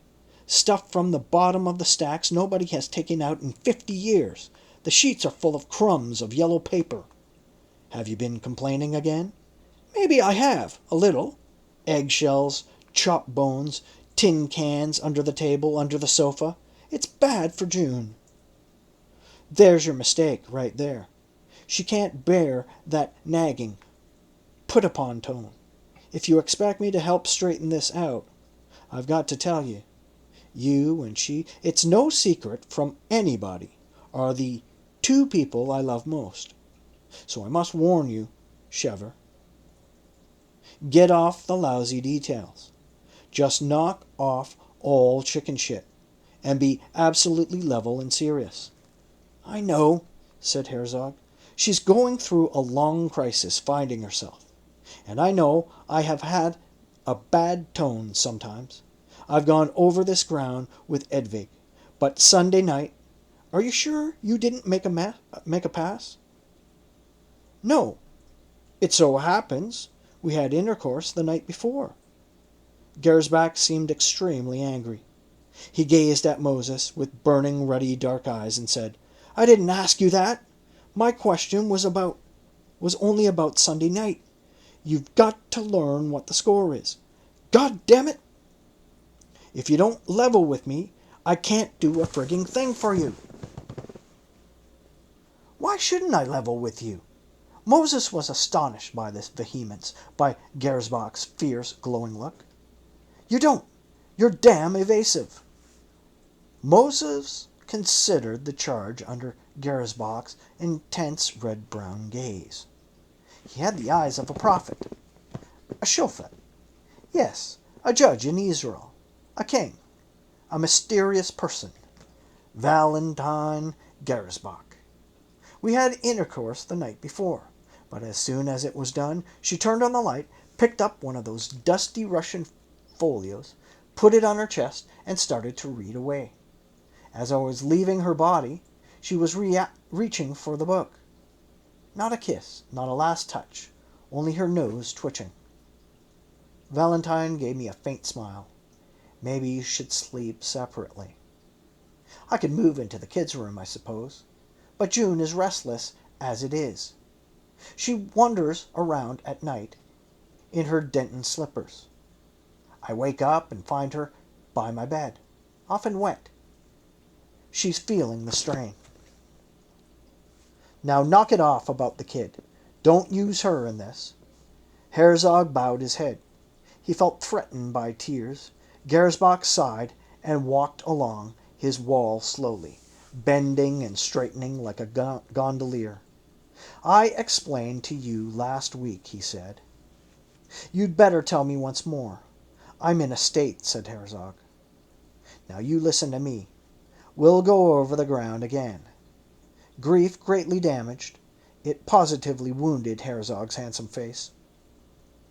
Anyone he had ever injured by his conceit might now feel revenged to see how ravaged he looked. The change was almost ludicrous, and the lectures Gersbach read him, those were so spirited, so vehement, gross, they were ludicrous too, a parody of the intellectual's desire for a higher meaning, depth, quality. Moses sat by the window in raw sunlight listening. The drapery, with gilt-grooved rods, lay on the table with planks and books. "One thing you can be sure, Bruder," said Valentine. "I have no axe to grind in this thing. I just have no prejudice." Valentine loved to use Yiddish expressions, to misuse them rather. Herzog's Yiddish background was genteel. He heard with instinctive snobbery Valentine's butcher's, teamster's, commoner's accent, and he put himself down for it. My God. Those ancient family prejudices, absurdities from a lost world.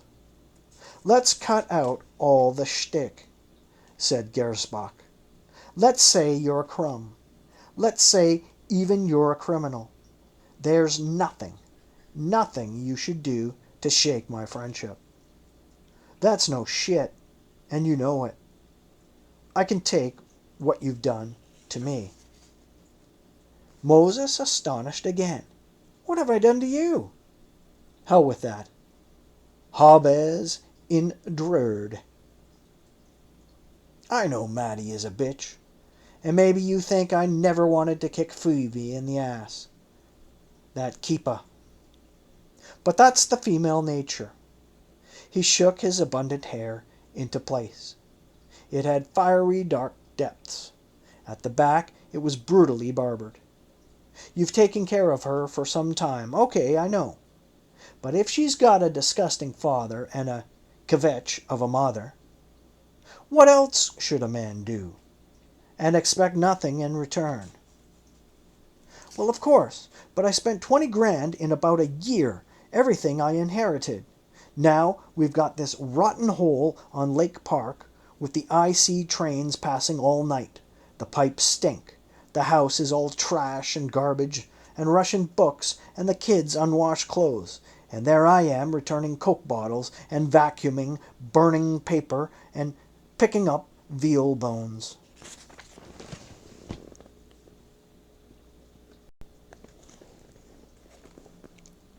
"The bitch is testing you. You're an important professor, invited to conferences, with an international correspondence.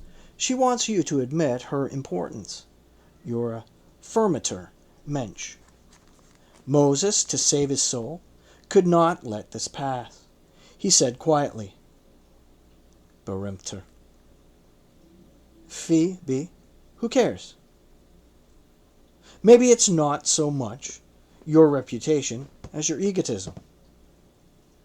You could be a real mensch. You've got it in you. But you're effing it up with all this egotistical shit. It's a big deal. Such a valuable person dying for love. Grief. It's a lot of bull." Dealing with Valentine was like dealing with a king. He had a thick grip. He might have held a scepter.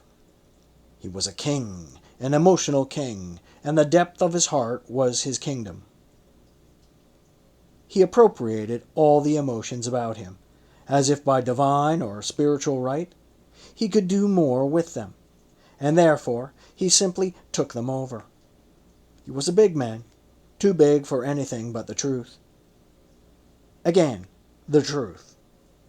Herzog had a weakness for grandeur, and even bogus grandeur. Was it ever entirely bogus? They went out to clear their heads in the fresh winter air. Gersbach in his great storm coat, belted, bareheaded, exhaling vapor, kicking through the snow with the all-battering leg. Moses held down the brim of his dead-green velours hat. His eyes couldn't bear the glitter. Valentine spoke As a man who had risen from terrible defeat, the survivor of sufferings few could comprehend. His father had died of sclerosis. He'd get it too, and expected to die of it. He spoke of death majestically. There was no other word for it. His eyes, amazingly spirited, large, rich, keen, or, thought Herzog, like the broth of his soul, hot and shining. "Why, when I lost my leg," said Gersbach, 7 years old.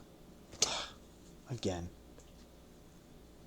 "Why, when I lost my leg," said Gersbach, 7 years old, in Saratoga Springs, running after the balloon man, he blew his little fifle. "When I took that shortcut through the freight yards, crawling under cars. Luckily, the brakeman found me as soon as the wheel took off my leg, wrapped me in his coat, and rushed me to the hospital. When I came to, my nose was bleeding. Alone in the room, Moses listened, white. The frost did not change his color. I leaned over. Gersbach went on, as if relating a miracle. A drop of blood fell on the floor, and as it splashed, I saw a little mouse under the bed who seemed to be staring at the splash. It backed away. It moved its tail and whiskers, and the room was just full of bright sunlight. There are storms on the sun itself, but here all is peaceful and temperate, thought Moses. It was a little world underneath the bed. Then I realized that my leg was gone. Valentine would have denied that the tears in his eyes were for himself. No, curse that, he'd have said. Not for him. They were for the little kid. There were stories about himself, too, that Moses had told 100 times, so he couldn't complain of Gersbach's repetitiveness. Each man has his own batch of poems, but Gersbach almost always cried, and it was strange because his long, curling, coppery lashes stuck together. He was tender, but he looked rough, his face broad and rugged, heavy-bristled, and his chin positively brutal. And Moses recognized that under his own rules, the man who had suffered more was more special, and he conceded willingly that Gersbach had suffered harder, that his agony under the wheels of the boxcar must have been far deeper than anything Moses had ever suffered. Gersbach's tormented face was stony white, pierced by the radiant bristles of his red beard. His lower lip had almost disappeared beneath the upper. His hot sorrow, molten sorrow. Dr. Edvig Herzog wrote, "Your opinion, repeated many times, is that Madeline has a deeply religious nature. At the time of her conversion, before we were married, I went to church with her more than once. I clearly remember. In New York. At her insistence, one morning when Herzog brought her to the church door in a cab, she said he had to come in. He must. She said no relationship between them was possible if he didn't respect her faith. But I don't know anything about churches," said Moses. She got out of the cab and went up the stairs quickly, expecting that he would follow. He paid the driver and caught up with her. She pushed the swinging door open with her shoulder. She put her hand in the font and crossed herself, as if she'd been doing it all her life. She'd learned that in the movies, probably.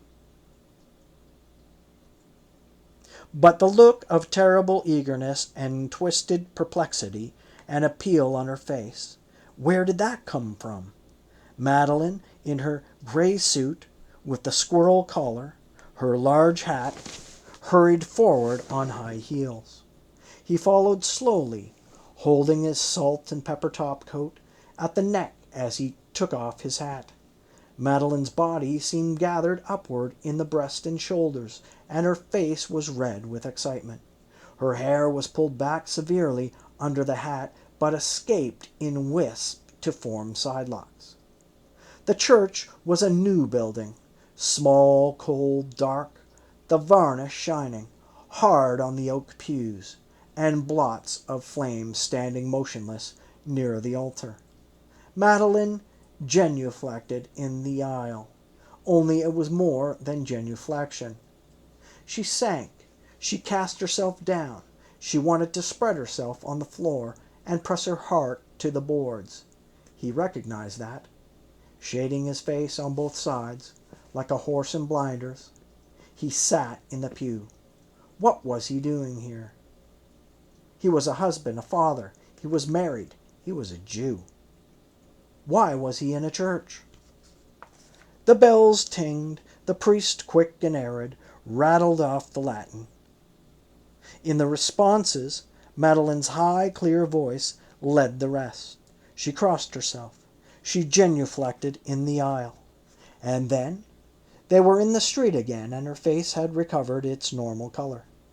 She smiled and said, "Let's go to a nice place for breakfast." Moses told the cabby to go to the plaza. "But I'm not dressed for it," she said. "In that case, I'll take you to Steinberg's Dairy, which I prefer anyway." But Madeline was putting on lipstick and fluffing out her blouse and checking her hat. How lovely she would be! Her face was gay and round pink. The blue of her eyes was clear, very different from the terrifying menstrual ice of her rages, the look of the murderess.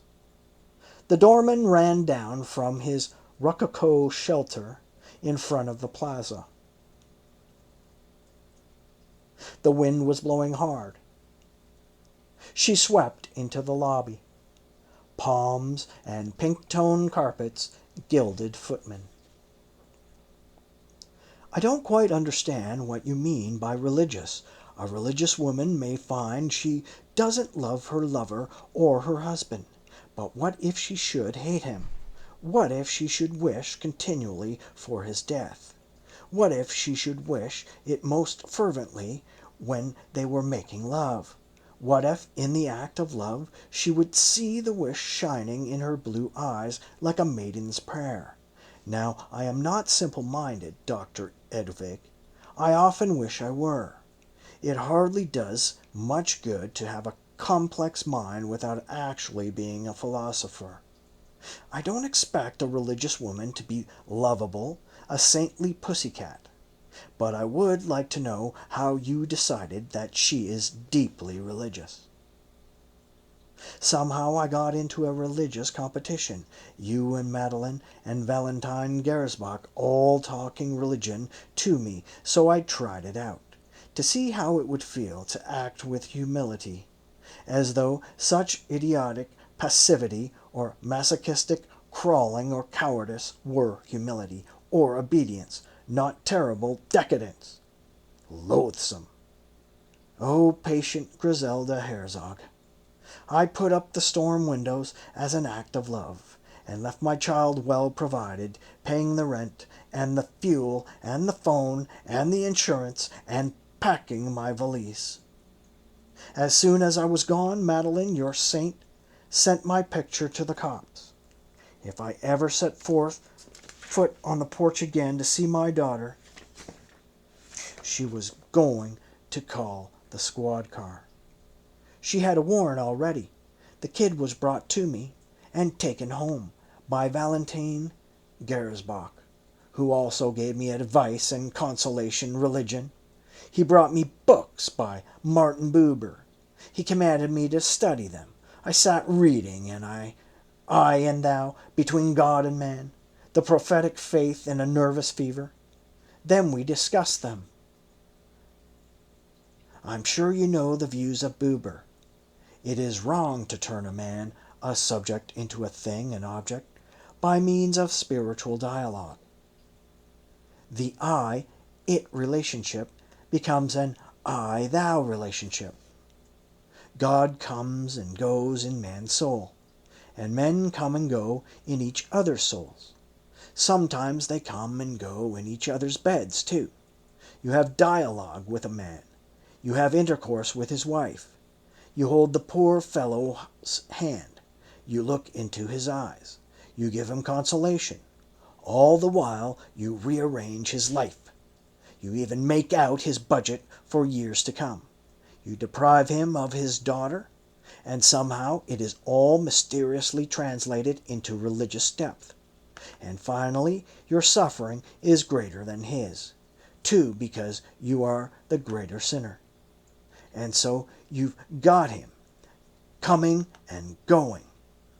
You told me my hostile suspicions of HERZOG were unfounded. Even you hinted paranoid. Did you know he was Madeline's lover? Did she tell you? No, or you wouldn't have said that. She had good reason to fear being followed by a private investigator. There was nothing at all neurotic about it. Madeline, your patient, told you what she liked. You knew nothing. You knew nothing. You know nothing. She snowed you completely, and you fell in love with her yourself, didn't you? Just as she planned. She wanted you to help her dump me. She would have done it in any case. She found you, however, a useful instrument. As for me, I was your patient.